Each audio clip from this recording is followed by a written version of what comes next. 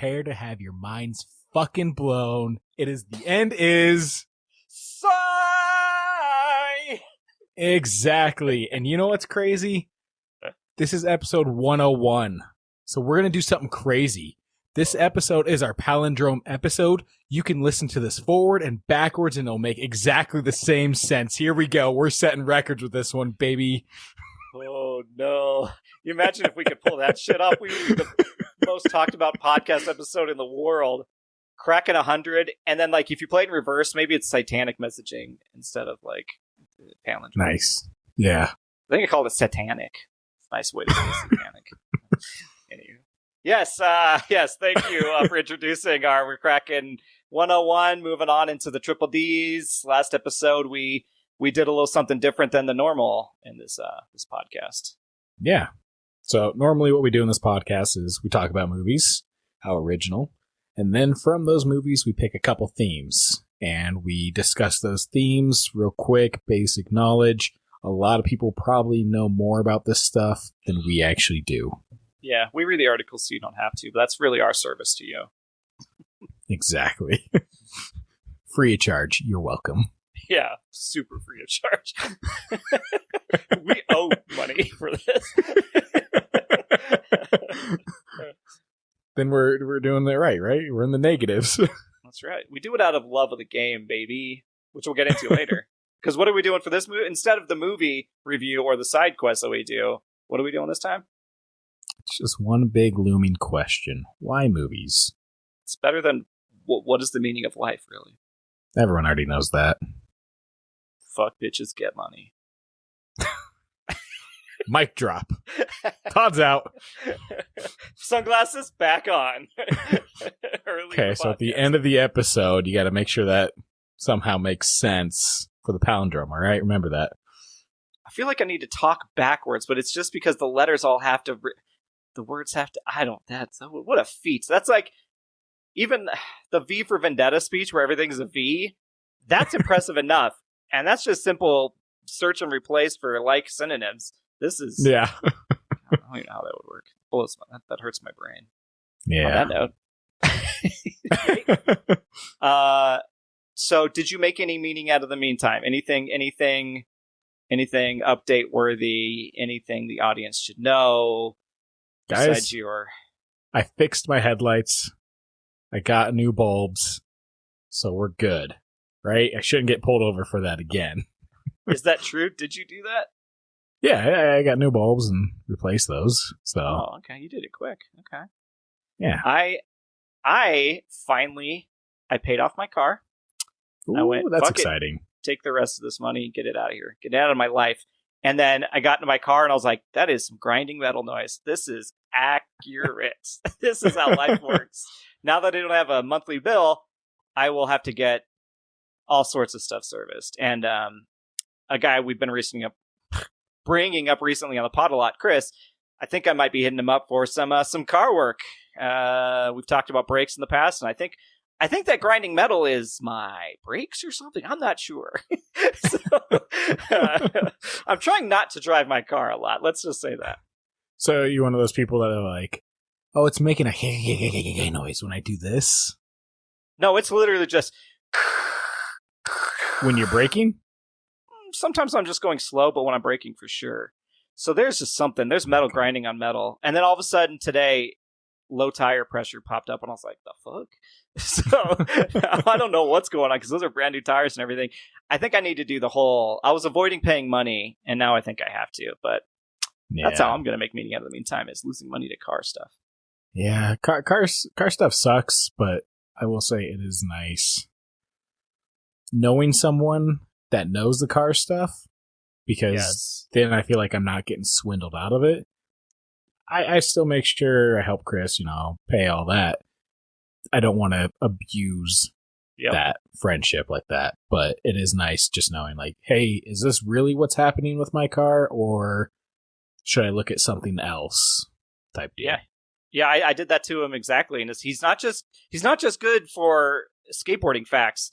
He is great at car stuff. So when I went and took my car in for a service a number of months ago now, I was like, hey, Chris, here's everything they said I should do and the price. what do you think? And he kind of, so even when he's like, yeah, that's a fair price, it's like, great.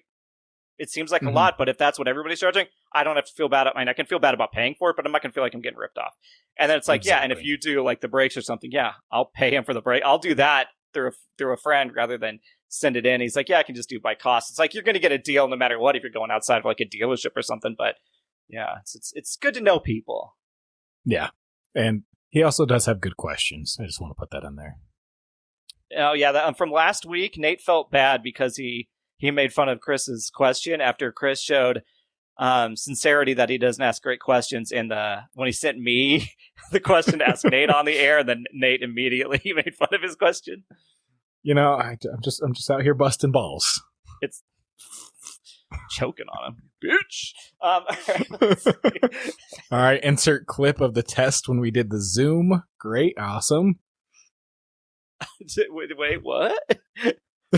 See, Todd forgot about it already when we tested. So yeah, we have switched from Riverside to Zoom, and we did a test recording to make sure everything was good. And so that's what I was saying. Insert that part. Oh, is there something in that I've forgotten about? Mouth agaped. Oh, it was. Did we not do that on the air? No, guys, I don't know. Everything's one big blur. Vibing over here. It's never a word I picture you using so casually. I'm just vibing. I'm just vibing.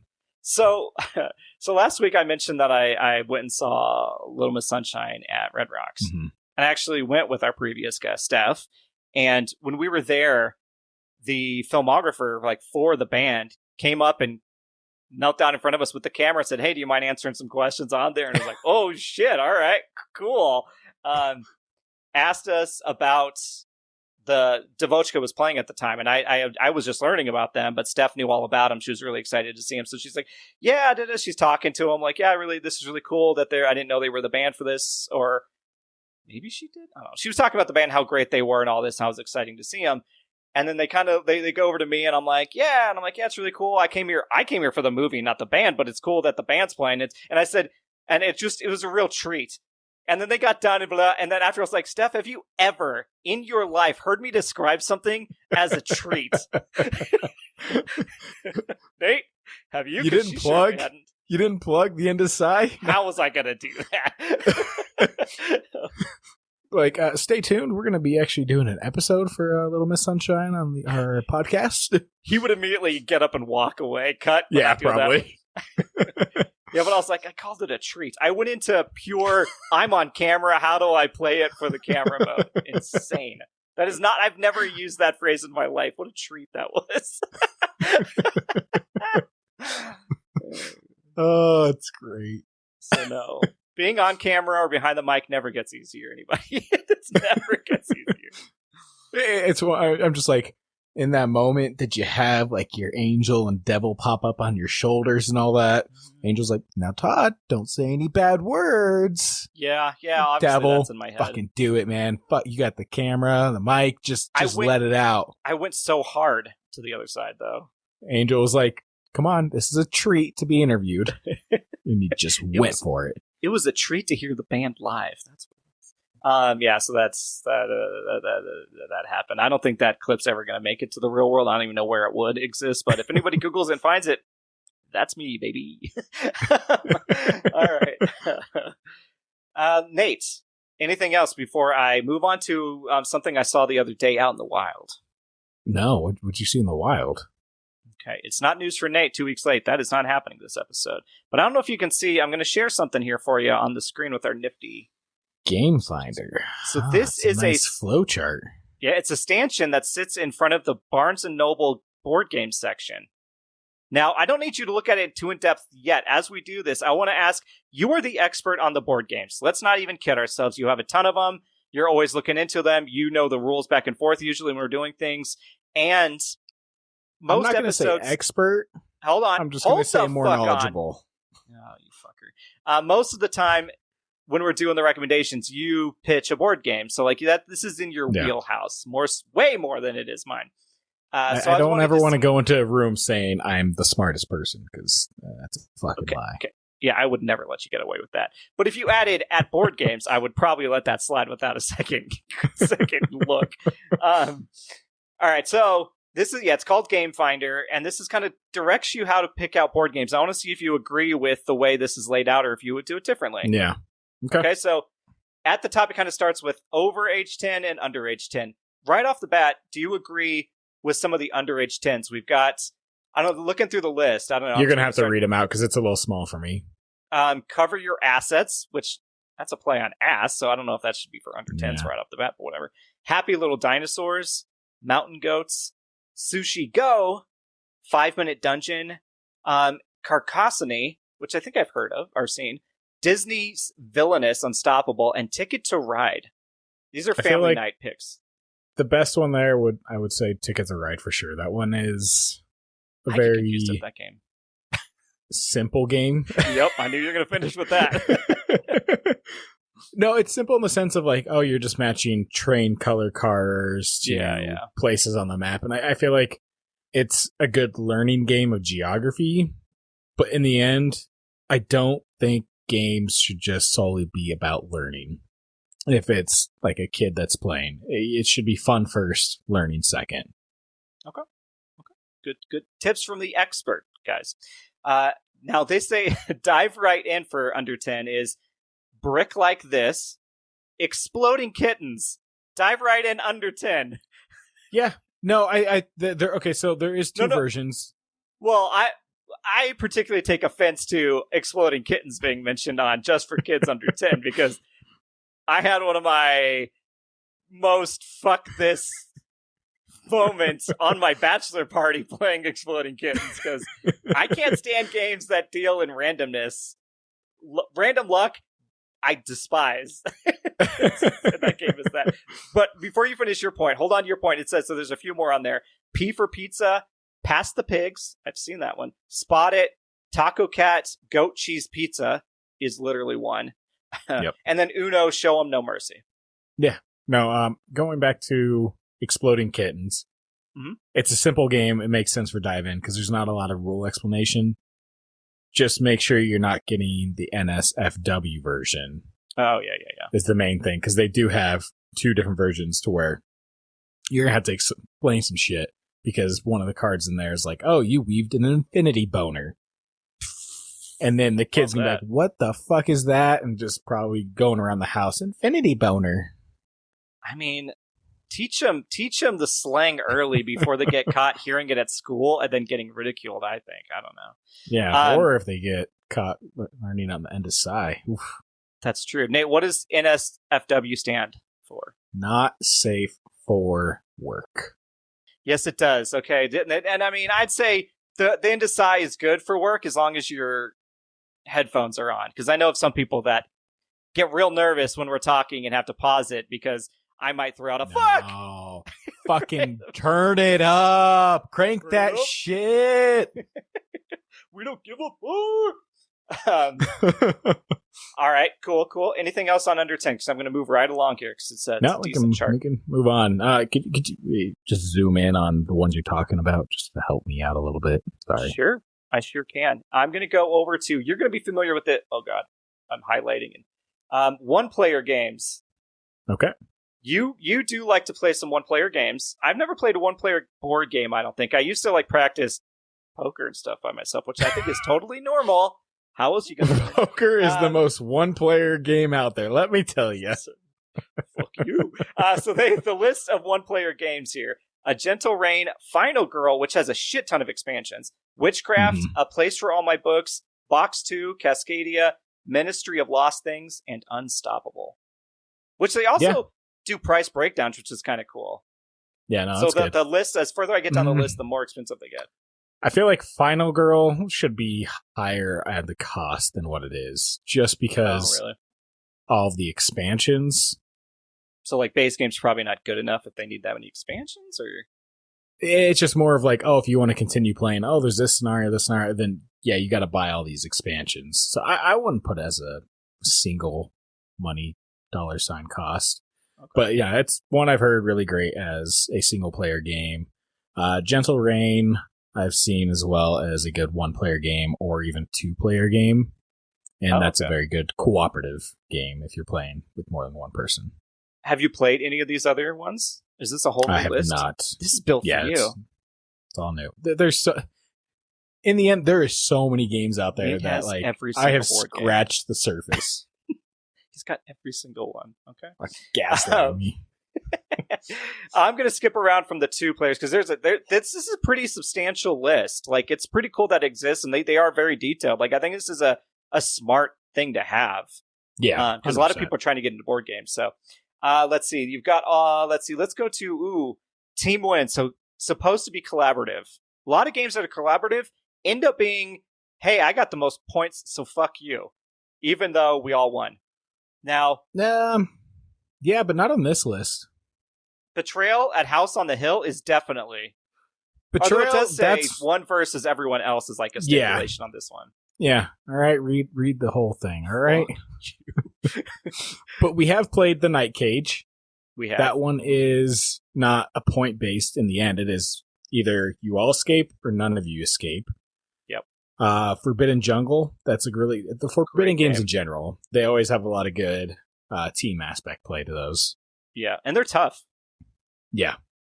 I'm not reading all these out here, but there's Mysterium. I've heard of that one a lot. Have you ever played that? That's one I've recommended on the pod. Moving on.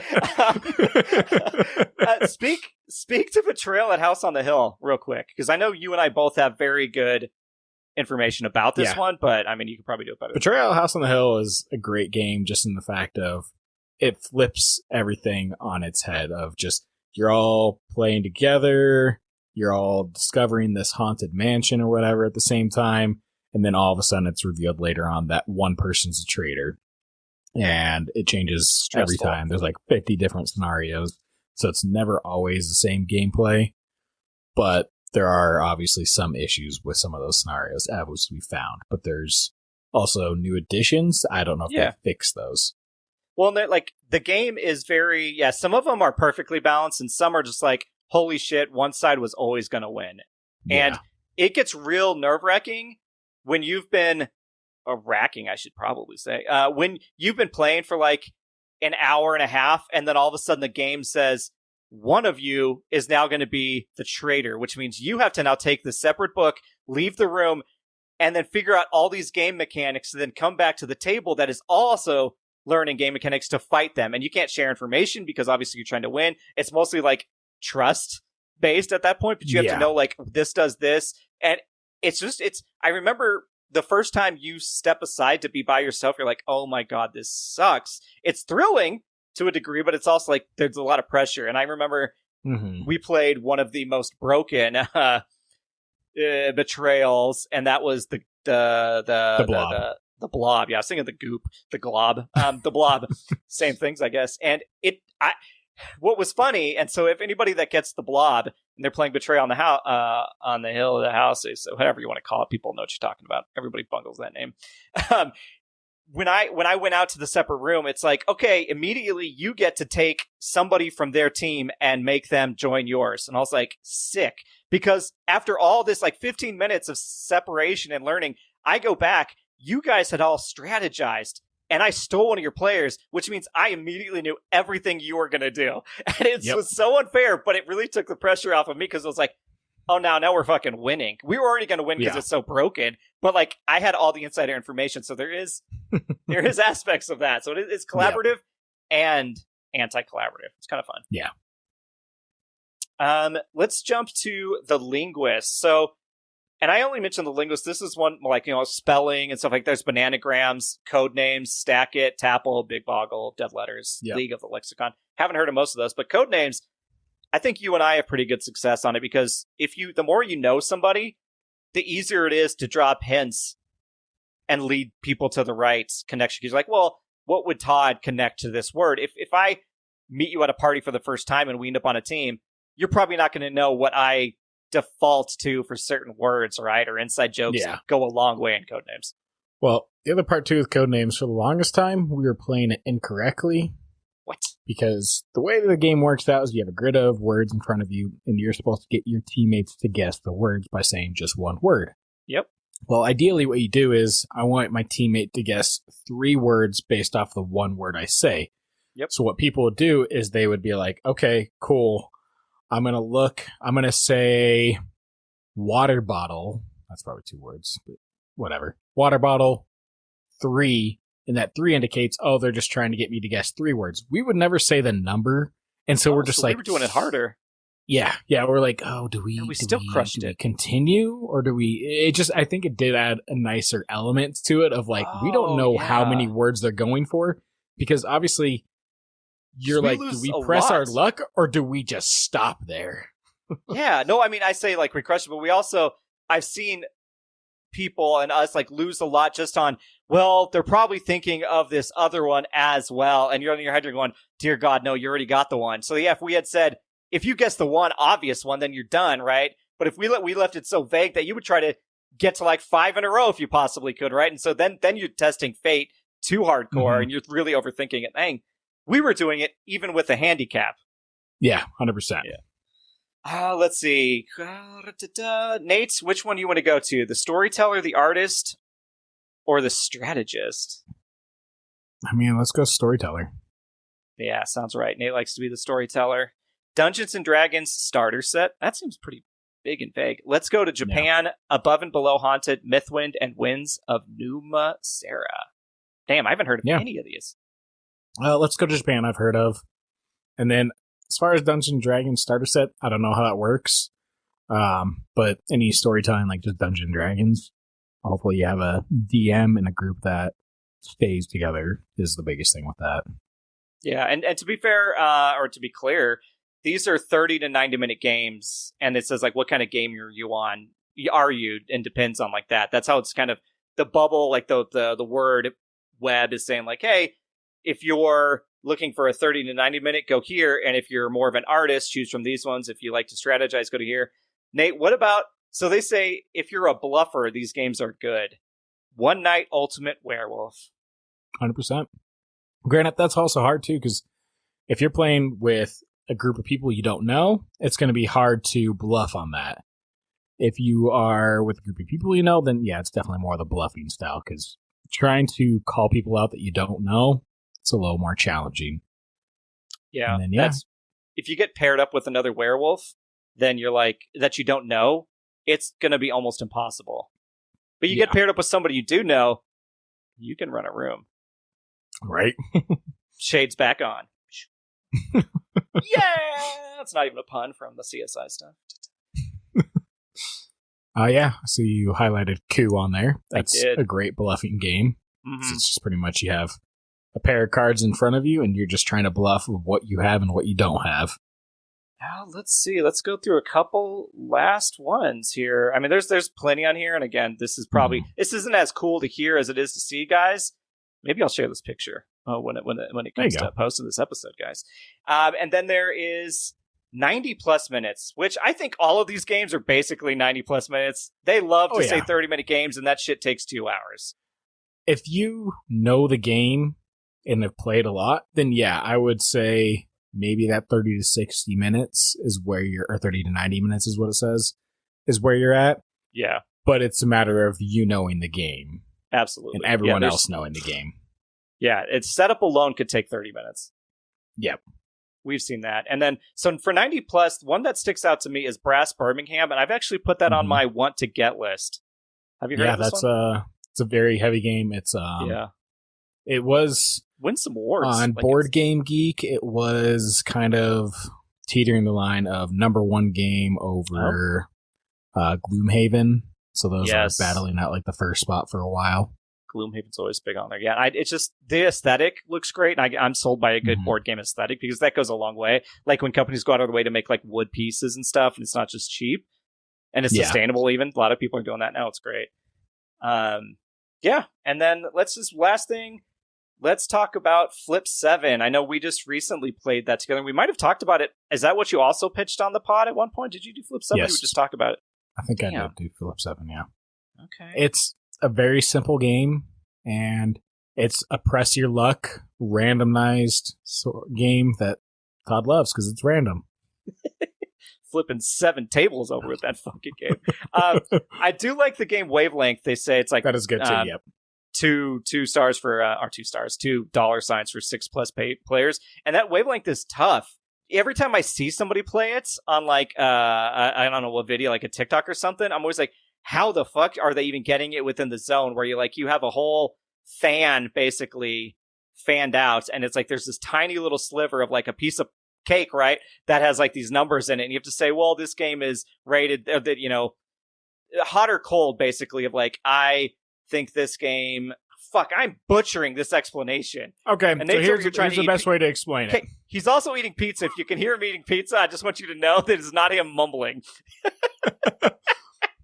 Here's the thing.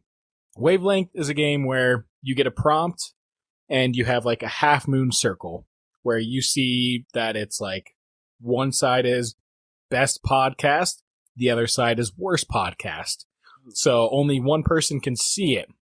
And so pretty much if it's on best podcast for Todd, I would be like, oh, this is clearly going to be Comedy Bang Bang. Worst podcast, I'm probably going to go the end is Sigh. And then people have to guess where we're at on those. And I would probably, if you said the end of Sigh, I would have put it at the lower because I'd know the joke we're playing with. Yeah. Oh, see, he explained it. I completely bungled it, started cursing, and just stopped. So this is why Nate's here. He's here to keep me on track. As he's being handed different food he got handed pizza, goes on mute. Now he just got handed a salad. Is that a salad? Pasta salad. Pasta salad. Okay, I was going to say, you're going to have explosive diarrhea. Yeah, now he's eating pasta salad on the pod. Guys, we had 20 minutes in between recording. I don't know what he did up there. I don't know what he... speaking Guys, of what... we're in the episode hundreds, all right? It's all mukbang and ASMR from here. Yeah, we cracked 100 and he's like, fuck it! Speaking of one of the games on 6+ players, I'm going to grab the mic and move along here. Okay, that is basically our I don't know, guys, that's our intro to the main thrust of the episode, and it's going to get a lot more deep and introspective because it is why movies? Why do we do the Indecide focused on movies and not some other medium? What is it about movies that means so much to us?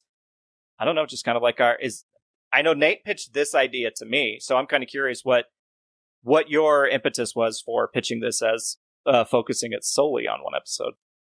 I mean, it's easy because it's pretty much, this is our whole podcast.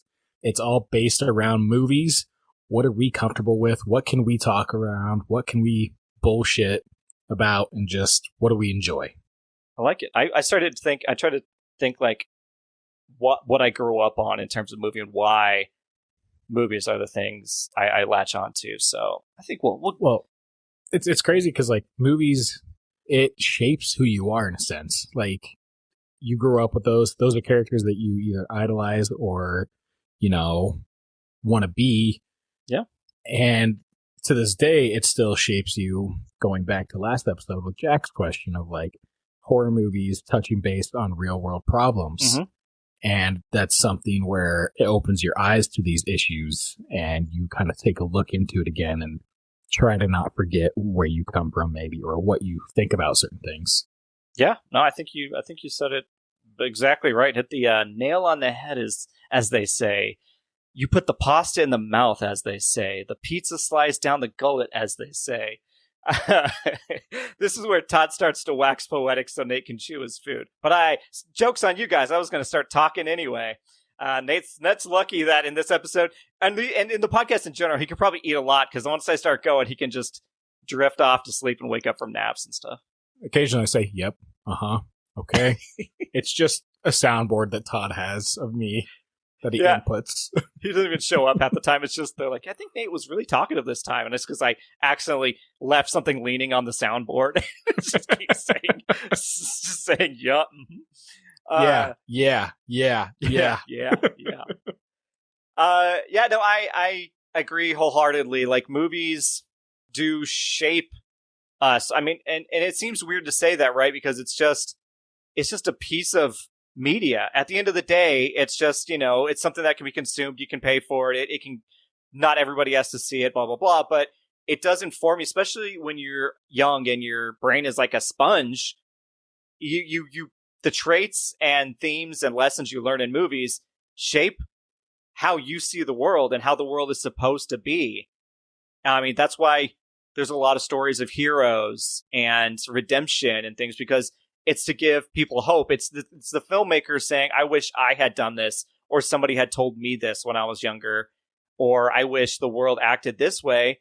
And because you don't really see, unless it's like a bad faith like documentary or, faux hit piece or whatever, it's never a movie there just to say you should be a piece of shit and everybody should be evil and blah, blah. There's always a hero or a lesson or love. Love is usually the theme of most movies, most stories. And yeah, I think at the end of the day, they're there to help you, I don't know, see the world through other people's eyes and to empathize. It's such a big, broad thing that they can do. And I think because it is a collection of so many different pieces, like it's not just a book where it's, your imagination. It's not just a piece of music where you can't see a visual, or even like a comic book or something like that. This is all of it. This is the visual matching up with the audio, matching up with the story, the script writer, matching up with maybe, I don't know, a piece of acting or improv, or, there's actual humans in there that are crying on screen or something. And that's usually when you're relating to something. I don't know. There's just everything coming together for that perfect moment. But yeah, I feel like it's kind of how I was talking about board games, where they need to be enjoyable, and then learning something should be secondhand. That's the same thing with movies for me, where it needs to be enjoyable. And enjoyable could mean emotional, fun, thriller, whatever. But the point should be a message at that point, not message first, then fun. Yeah. We touched upon it a few times, I think, in previous episodes, and specifically on the last one, that there's a feeling of community when you go see a movie, because the community can also ruin it. But when you see a good movie with a good community, right, it'll stick with you forever. You remember those moments. That high you get from that.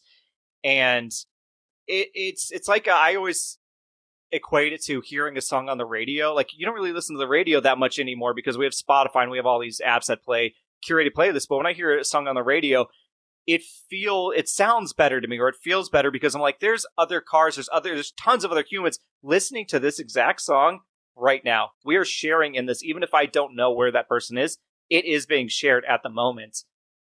And I think, I don't know, there's just something better about that. Like when it's not just something that's singularly happening to you.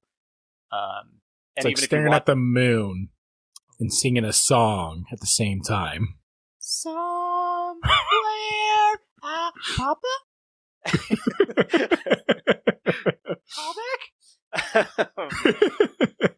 Yes, it's like an American Tale. It's like two mice watching the moon from different areas, and you're all together in the same small little world, even though it feels so big. Yep. Do you remember your first moment with movies, or where you really started to love them, or how you grew up on them? First moment for movie, I guess this one kind of came back to me recently, but it didn't stick with me as much as it stuck with someone else. Oh. So recently Toy Story 5 came out. Mm-hmm. And I was talking to my dad about it, and he was like, yeah, I should have called you. We went to see Toy Story 5, and I should have called you to go see it. Because I remember we went and saw that movie together with Gary and his two sons, Dalton and Taylor, and everything when that first came out. And that was like a moment for him. And I'm like, you never remember shit, and this is something that you remembered? Oh, wow. So I was like, you should have called me. Why didn't you? It's the thought that counts, literally, in this Yeah. Yeah. So, but I do remember, seeing Toy Story back in the day, and then getting the toys for Toy Story. But also having that connection of oh, I enjoyed a movie just as much as an adult, even though I was a kid. There's that, connection that you have there's an age gap that you don't realize too. Yeah. So. That makes sense. Yeah. Do you remember the first movie you ever saw in the theater? Oh, gosh. I think the one that sticks out to me that I really remember was Godzilla. Oh, 98. 2000? Oh, 98, yeah. Yeah. Millennia. And I Godzilla. think I remember that so prevalent because I've seen movies before that. Matrix I've seen in theaters. Because that came out, 99? Fuck, I'm not good at the date releases. I don't know. But Godzilla, the only reason I remember is because it was the first movie I got to go see on my own. Whoa. Because it was more of my sister and mom wanted to see some chick flick. And I was like, but Godzilla's in the theaters. I want to see Godzilla. So Broderick's in it. Figured out the timing and everything, going through the newspaper. Okay, this movie starts at this time and this Godzilla movie starts at this time. So we both go into these and then roughly come out at the same time. Mm-hmm. If I come out sooner, I just go to the arcade and play some games. Classic. But it was one of those where, I'm here. I get to pick where I sit. Well, I'm a kid. I think front row's the best. I'm going to go sit in the front row as a kid. Mm-hmm. As a kid, you love the front row, man. Yeah. So just watching Godzilla 98 in the front row in the theater, I was like, this is amazing. I love this. I have to turn my neck. It doesn't hurt after I watch the movie at all. Just purely engulfed by the visuals at that point. Yeah. Okay. What about you? I asked that question, then I was like, oh shit, I better think of which one I had seen. Damn. I'm not sure I remember what I saw first. I'm trying to think if it was probably... This is not good podcasting. I mean, even if it's not like one of the earliest ones. Yeah, memory. Yeah. I recall seeing Space Jam back in the day, and I remember voting for the blue M&M. The flavor at the color at the time was coming out. I remember that at the theater. My memory is shit. Everybody listening that knows me knows my memory is shit. But I remember that. You didn't remember Lola Bunny? Yeah, I wasn't as infatuated with Lola Bunny as it turns out I should have been, I guess. But I remember it was a funny movie. But Nate apparently was. That pizza just flew off his lap. Didn't even have his hands on it. This dough's rising. Oh, Jesus. He took it too far, guys. He took it too far. When we were young, I think we talked about this recently, but I remember watching Blair Witch in my friend's basement. We turned out the lights. He had never seen it. We watched it, and he was terrified of the dark of his empty, half-finished basement behind him. That was great. One of my earliest memories, and I'll never forget it, is I had seen Jurassic Park at the drive-in, and that was super cool. Warm outside, saw it was cool. And then back in the day, movies stayed in theaters for a long time because they really wanted to maximize people seeing it, and that's the ideal way to see a fucking movie. Fight us on it, bitches. But it was still in the theater, and my friend Dustin, who was long since passed, wanted to see it, and so we went with him. And I remember he was wearing a Christmas sweater that had lights that lit up on it, and it was all that stuff where it's got the little battery pack underneath that, but it could light up, and show all the Christmas lights. I thought that was cool as shit. But we went there, and Dustin was sitting next to me, and he had a large popcorn in his hand, and we get to the scene where Laura Dern backs up to the fence, and the raptor jumps out and hits the fence behind her. That popcorn, literally, like a fucking cartoon, went above his head, over his head, onto the people behind us. Covered them in popcorn. He jumped, and it was I'll never forget that. I was like, holy shit, that's real life. And I was young enough to be like, wow, that was a movie moment. It scared everyone in the audience, but he freaked out and threw his popcorn. And yeah, that was one of my favorite, earliest movies. I remember just seeing a lot of movies with family. Obviously, I grew up the way I did and love movies because my mom introduced me to a lot of movies, and my grandparents, my grandma and grandpa, loved movies. And I remember going with my grandpa down to this little tiny video store down the street. I think it was just him and I. We went there. He picked out some movies. We went back, and I remember sitting on the couch, and I think it was probably a Western or something, but I don't even remember what movie it was. I just remember I'm locking in right now. This is what I'm going to do for the next however long. This movie's on now. Yeah. As a kid, I'm safe. Something this is an established thing I'm going to do. I don't have to worry about anything. I just get to hang out here and watch this movie. And there's something magical about that too as a kid. We've been focusing on how you are as a kid, but as adults, you can still capture that. It's just harder because we have so much other shit in our brains that we're worried about doing. Yeah. Well, I mean, yeah, we've been going off of movie theater experiences, stuff like that. But yeah, back in the day, movies were such a prevalent thing. Friday, going to the Blockbuster Hollywood Video and renting a movie Friday night and having pizza. It was just one of those things where it was not like a given, but a lot of people would do that. And the worst part, of course, was, oh, this new movie just came out. Let's go rent it. Oh, they don't fucking have it. Finding another movie, something like that. Discovering other movies that way. Yeah.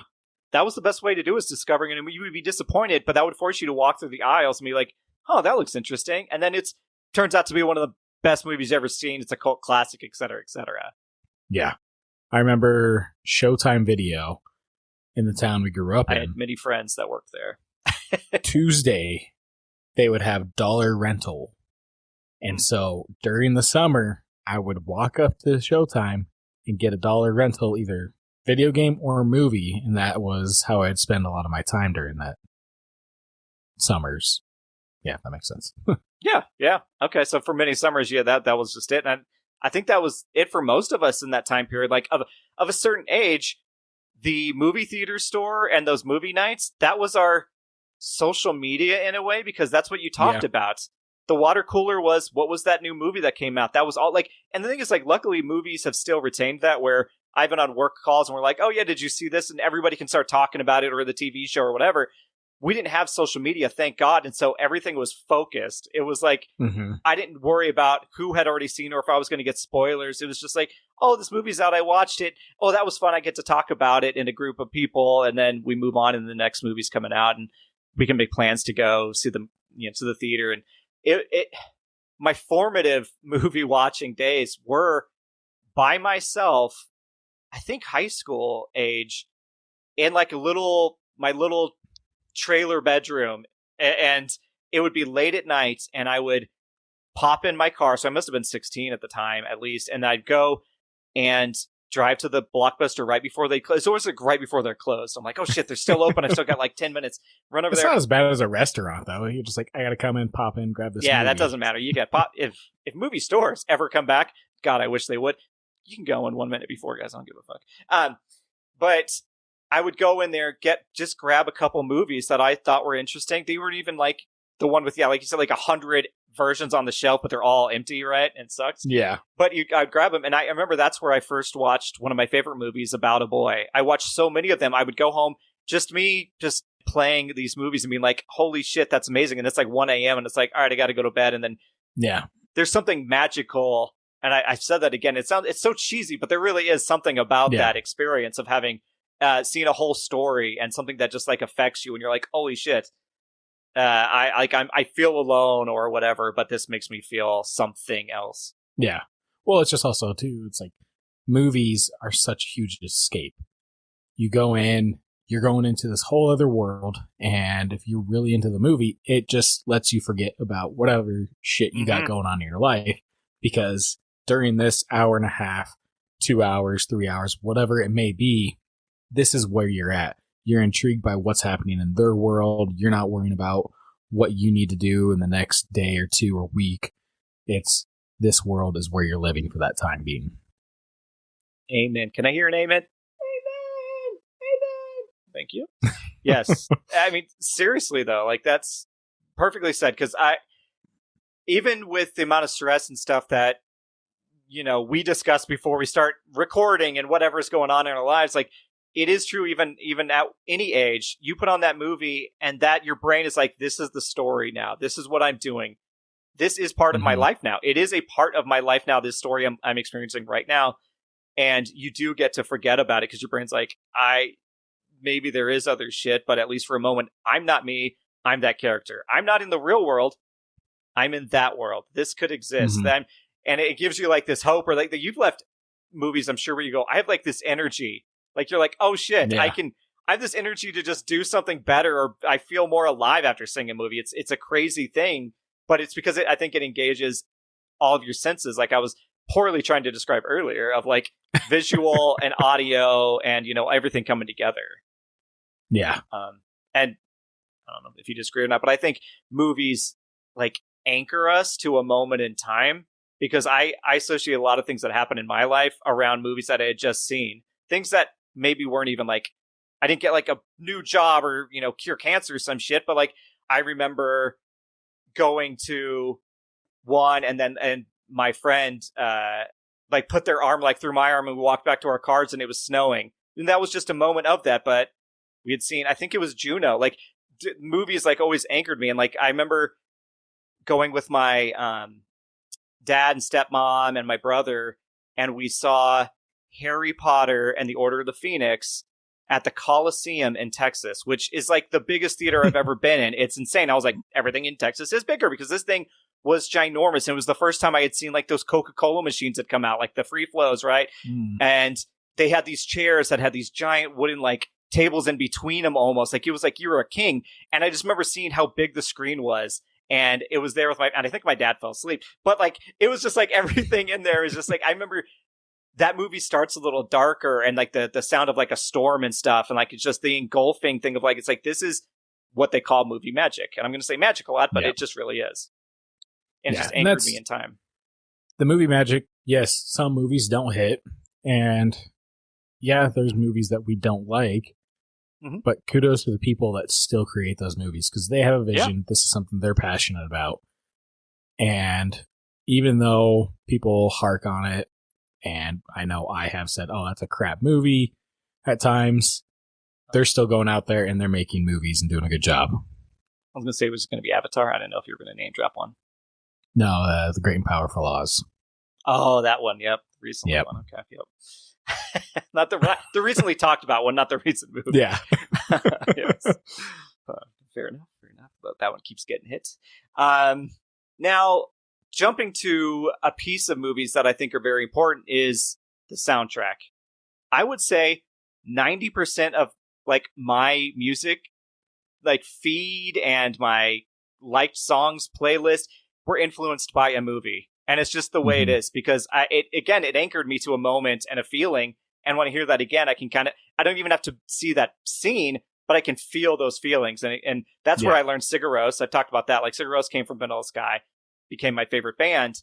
But like I could go through my songs like on my liked right now and be like, oh, that's from The Breakfast Club, or that's from Lost Boys, or that's from whatever. Like things that just linked me to a feeling. Yep. And do you have that kind of same experience with soundtracks? Yeah, 100%. I'm going back to it. 98 Godzilla. Green Day. Come with me. Brain Stew, the Godzilla version? Yeah, yes, right. Yep. Too, yeah. And the fact that when that played on the soundtrack and it had Godzilla's roar in there, I was like, oh, this shit is awesome. This is going on repeat so much. I love that. Is it a hot take to say that is the better version of Brain Stew? No, that's fine. I think that is perfectly okay to say that. Because it's so stupid. It's like, it sounds metallic now, but it's like, it doesn't have anything to do with the lyrics whatsoever. They just dropped in the 2000s or whatever, 99, 98 Godzilla's sound roar in there, and it's the same Brain Stew, but it sounds hyper. I don't know. Yeah. Yeah. So yeah, as a kid, it was just something I was like, this is fucking awesome. I think I still have that soundtrack CD to this day. Yeah, I had I think I had the t-shirt for that. I used to play that album like crazy. And some people on that album I think have been canceled, but so have the Space Jam people. But I remember R. Kelly's song was huge on the Space Jam one, and everybody loved it. And you're like, damn, like come on, guys. It's soundtracks with movies when they're well done. It is just something incredible, because it's something that can, like, when you smell something and it brings you back to a dish or something like that, you hear that song and it brings you back to that moment in that movie. Yeah, which, I mean, speaking of, we touched upon on the last one, but just popcorn and like a drink at a movie, I have to, like, even if I've just eaten the biggest meal of my life, I'm always like, yeah, I'll get a small popcorn. It's almost like a habit. It's like, if I'm watching the movie, I want to be eating some popcorn. It just feels like something that's paired with it. Which, congratulations, theaters. That's how you make your money, but it's working. Yeah. So I guess my question is, I've seen people where they've done like movie showings at their house and they've done pairings with the movie. Mm-hmm. Is that something you'd ever want to do, where it's like, oh, they curated dishes throughout the movie of like, hey, this is for this scene here and everything. And, that would be fantastic. If it's a movie I'd seen, I would hate to have it interrupted by bullshit, but I think if it's a movie I've seen, I would love that. Why not? Like that, I think that would be great. Yeah. Because I've seen it with like Lord of the Rings and all that, of course, like all the different dishes in there. Mm-hmm. Oh, okay, here's some lambus bread throughout the middle, so on and so forth. But nice like little hors d'oeuvres as you're watching the movie. Yeah. I think that would be cool. I've seen like clips or whatever of, businesses advertising kind of that experience. Like some businesses will do like a catered movie nights, that kind of way. Yeah. And I think maybe some probably high-end theaters also do something like that. So, all right. Put that on the end of side to-do list. Yeah. Which movie, though? Is it the Nicholas Hoult movie? Oh, what was that? Where they got a few select go out. The Chef? The Menu. Oh, The Menu. The Chef. Yeah. The Menu. Yeah. With Ralph Fiennes. Yeah. Yep. Yeah. Rafe Fiennes. Good one. God damn it. Butchering his name. Should give me a list of celebrity names to read. Call back. Yeah, that would be a expensive one, because that's like all expensive things, right? You think they'd make you the burger? There's a burger in there. They have to. They have to. A slider, right? I don't know. It's just like a perfect cheeseburger, isn't it? Yeah, but you just do a slider. Oh, you would just, burger. you mean in the real world. Yeah, you just do a slider version. Yeah. That's right. Let's see. I tried to get all like deep introspective. Let me see what I wrote down here about movies. Before I do that, anything come to mind for movies? The only other thing I think of is like, oh, what are you looking forward to right now? Any movies that you're looking forward to, or are you just like, eh? Yes, there are some movies actually. Before I get to my next thing here, let me see. I keep a running tally of like things coming out that I want to see, because it's just how that works. The End of Oak Street comes out on August 14th, and I think that looks really fun. And Doomsday is coming out, or at least the tickets go on sale pretty soon here, so that's like top of mind. I do want to see that, even though, again, we talked recently how Marvel's been dropping the ball. This, hopefully, is their make or break, right? Yeah, it really is, because this is them bringing back, like, everybody, right? To basically say, hey, remember what you loved about the end of that last one? Yeah. We're here! So hopefully that's good. The next Spider-Man, so kind of two Marvels back-to-back. But I guess that's technically a Sony, right? Yep. No, it's Sony, Disney. but it's in the Marvel Disney universe. Yeah, it's kind of weird. There was one, it's called Her Own Private Hell, or where did I put this information? Because I remember looking at it. It doesn't exist. I don't know if I'm necessarily looking forward to it, but the Resident Evil movie, I've never played the games. I know you have. Is that one that you're like, let's see if they can actually get this one correct? Yes, that's my feeling, is hope they can get this correct, because I'm excited and nervous for it. I'm excited because Zach Rager did do good with weapons, and apparently this is in the original like video game continuity, so it's not based on the Alice stuff and all like the crazy super gymnastics things that they did in those Resident Evil original like series. And it looks creepy, it looks dark. I hope he doesn't depart too far from it, but it looks like it's going to have a lot of the staples. So I'm optimistic about it, but still cautious. Okay. And then what about Digger, Tom Cruise's new movie? I watched like the first half of the trailer, and then I went, I kind of want to be surprised by what this is. And I'm kind of always excited for a Tom Cruise movie, because he is one of those actors, love or hate his real life. Probably just hate. I don't see why you would love it. But he is that character. He makes the movie. You don't ever really think you're watching Tom Cruise. I mean, sure, there's some moments, but it's like if he starts running, you're like, oh, it's his running scene. But other than that, like I can really get into him, and he likes the craft of movies, and he makes sure that is all achieved. So, yep. Street Fighter. I'm not looking forward to that at all. You know, I think it looks bad. I hope it's campy and bad. That's what I'm looking forward to if it's that. I hope it's good for everybody's sake. Yeah. Like we also have. Oh God. No. I was going to say Mortal Kombat, but I think that already came out. Came and went. It did. Oh wow. Yep. Came and went. Clayface. Okay. Yep. That looks good. A very, very, very dark take. Yeah. On that Batman universe. Yeah. I heard body horror is what it seems like. Yeah. So. Oh, which speaking of, the werewolf or whatever, which is a direct follow-up to Nosferatu's, like same cast, same director. It's just now instead of the vampire side, it's the werewolf side of it. Huh. So okay. We saw that in the theater together. I think we did. The werewolf is the next one we okay. see. I mean, not maybe just, there's probably many in between there, hopefully, but that's one on the list. Yeah. How to Rob a Bank. Oh, who's It sounds funny with Nicholas Hoult, Zoe Kravitz, Christian Slater. So it just sounds like a good comedy.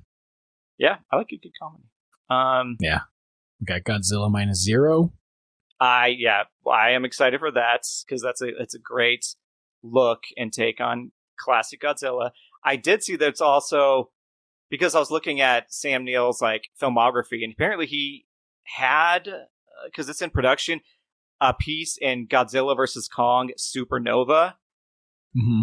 That's the next one. So I don't know if he's actually going to be in it, because I don't know if they've filmed any scenes of his or anything. But. I mean, it'd be good to see. Hopefully they try to keep him in there. And then the last one for this year is Jumanji, the next movie, the third one. I'm not a fan of The Rock, but those movies surprised me more than what I expected. I was not expecting as fun as a good popcorn flick that it was. Yeah, I was expecting them to shit on it, because most legacy sequels shit on the original, ruin the logic of the original, and they go overboard with like their fake nostalgia to it, like their callbacks. And this one had certain pieces, but it was so light.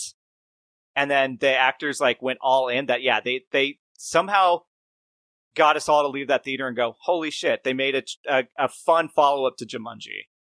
Yeah, and it wasn't super Kevin Hart. Too bad. Super Kevin Hart or Dwayne The Rock Johnson heavy or anything like that. Everyone had their moment to shine. Yep. I'm trying to think if there was anything else towards the end of the year, but... I'm going to get a text at like 2 a.m. I found the list. Get on. We're going to record real quick and just put this in. Yeah, and so the title was this, and it's going to sound like fucking weird as shit. Yeah. We've tried to do interjections. I think in the earlier run of the podcast, we had to do some like interjection editing and act like we didn't. But knock on wood, hopefully this all works and we don't have to do that. Anyway, to finish up our Y movies, I said I was going to read off what I had here. Go on with your monologue.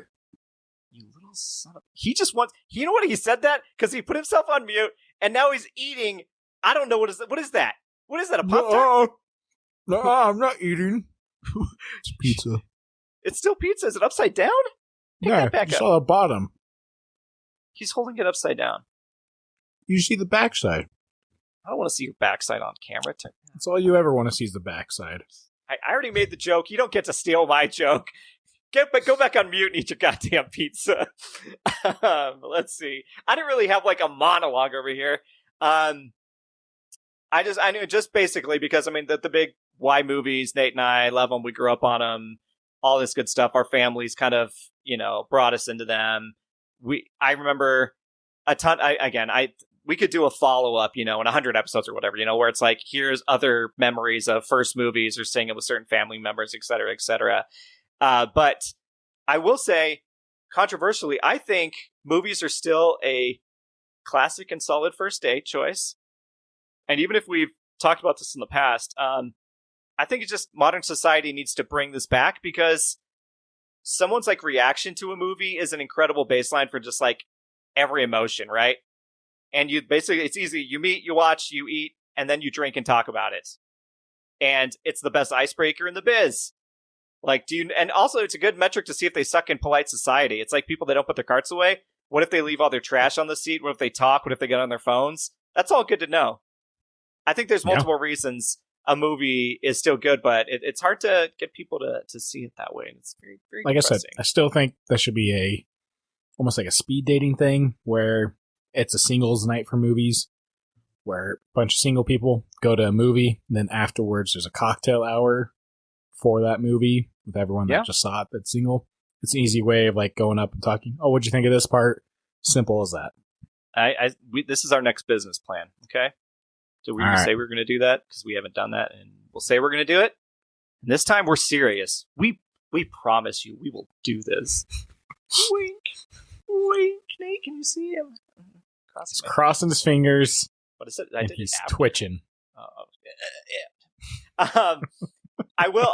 We were asked last episode about one of our favorite like movie stuff, but one of my favorite movie moments with you was you and I. I'm pretty sure it was Jurassic World. It was the grand opening of the theater, and we sat down. And we're both spoiler avoidant, but I'll at least watch trailers because I think the first trailers are fair game. But we sit down, screens off, like screens not even showing previews or like the trivia or anything. And this is also the first time like Cinemark opened up to where this is the first time recliner seats were been introduced for us in a sense, where it's all reserved seating. So it's very like, oh, we're checking this out for sure. Yeah, we were excited. We had sat down, we're talking. The screen blasts on immediately. 2 X-Wings or whatever jump straight down the screen and fly towards us across the water. And it's the trailer for the fucking Force Awakens, right? And just Nate gets up and that was it. He had to excuse because the whole trailer just started playing. It just out of nowhere just took over the entire thing. Yep. And this was fucking insane. Yeah, this was the what's it called? Their big immersion experience? The XD. XD. Yeah, it was on the big screen. It was great. It was just one of my favorite things of just like, nope, we're not going to see that. And boom, X-Wing just hit the screen right in the middle of the trailer. Like it was just a fuck up on their part. And guys, memories are made at the theater. Before and after, again, like I said, they're anchors. Like I think just things happen before and after them are also things that stick in your brain a little bit longer because you're kind of wrapped up in one moment of an experience of a story of, all these people coming together. And I was trying to equate it to like books where I think it's harder to make a story with people than it is to do a story by yourself because like Tolkien made the Lord of the Rings great. But if Tolkien tried to make the Lord of the Rings with even a dozen other people, we never get it. Yeah. We don't even get one book. And so I think like there's so many people that come together to put their vision and their talent into it that it even if you can't see behind the scenes, obviously in a movie, you're not supposed to, you still feel it. Like that's why like practical effects and props and stuff are still cool. You still feel like you're part of that story and that real humans made. And that's why AI slop will never survive. Yeah. Well, that's why I wonder too, of like with Lord of the Rings, had it been done in Hollywood, would have been the same at all because that was all New Zealand where all the extras were people from New Zealand, all the Kiwis. It was like Weta Workshop's first big project. So usually when it comes to studios and they get a chance to work on something for the first time, that becomes a passion. That's like, hey, this is our time. We have to really push ourselves and showcase what we're capable of. Yep. So. And speaking of what we're capable of, my friends and I used to do the 48-hour film competition. And so I was lucky to grow up in a group of friends that really loved movies. And like my friend Justin, he's like the one that we watched Vanilla Sky for the first time and Bowling for Columbine and all these classic movies. But we used to do, so basically you would get a crew together and you had to agree to make a movie in 48 hours, script to edit to turn in time. And so, I was in charge of writing the script, and then we got actor friends and non-actor friends, and we all got the props. We went and spent the money. We stayed up for 48 hours because you're not really sleeping, and you're filming in different locations that you have nearby. You're editing with this equipment. You're renting stuff from the college maybe, and you're doing all this stuff, and you're putting it together in a story to then gauge against other people that did it in 48 hours. And it's just. There's so many cool things like that. And I think it's a part of movies. I think to what you started out, this entire thing is like, it's just a part of who you are. Like it kind of informs how you grow up and how you experience things. And that's why movies in a very tiny nutshell, actually, even though we talked a while. Honestly, best way to sum them up. They're a real treat. It's a callback. And I don't want this to be used against me. You're a real pill. All right. I haven't said that before. Nate, since there's no ins and outs this week, it's a hokey pokey week. Can you tell them what we are doing next week? Back to our regular scheduled programming. And this is where I share with you and let you see it. Okay. Next week, we are doing Uncle Buck. Woo! Laid back, commitment phobe Buck babysits his brother's rebellious teenage daughter and her cute younger brother and sister. Honestly, all you need to know and all you probably already do is that there's John Candy and a young Macaulay Culkin. Yep, that last part obviously was me. It's not from IMDb because I'm thinking I'll see what you probably need to know. Charity knows this. But yeah, it's man, what a classic. I think that's a good one for us to come back on. No, definitely excited for this one. Go back and watch it. What can you recommend for them before next week? In the meantime, I'm going to recommend Rolling Heights. Before I recommend this to somebody in the future on a podcast and forget that you even mentioned it, what is this? Can I see all this?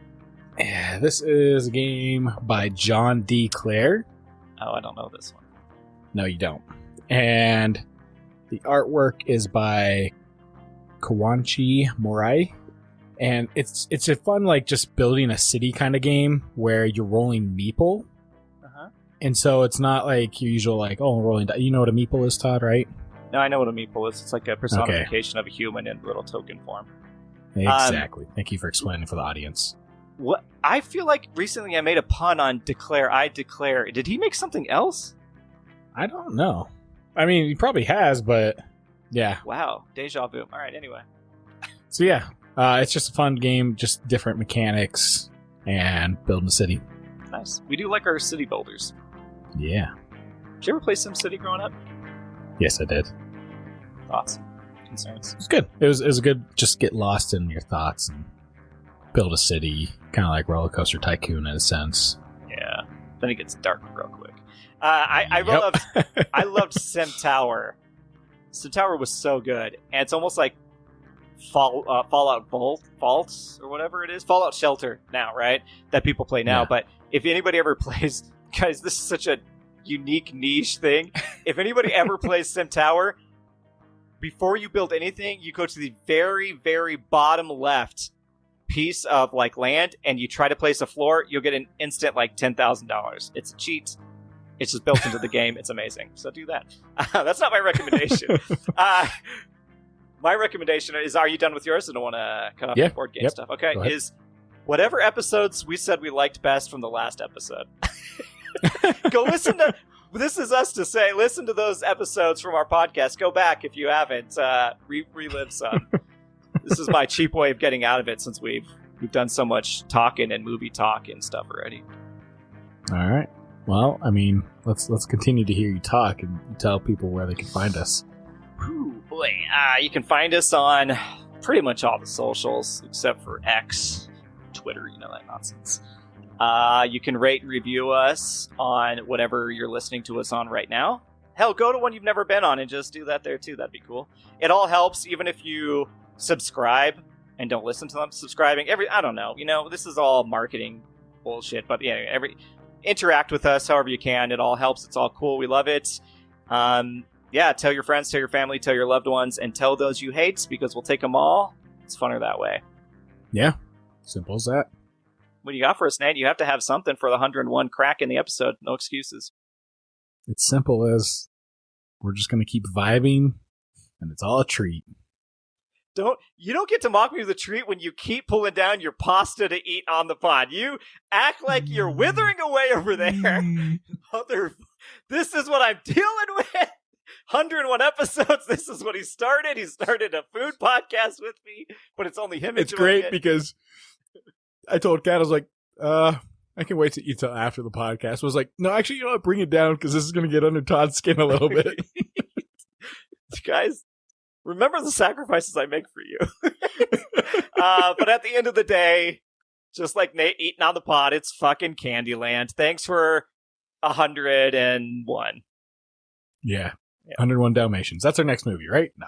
We already said it was a cool podcast. Buck, dogs, animal theme. Next up, animal themes. All right. All right. That's it. Bye. Bye.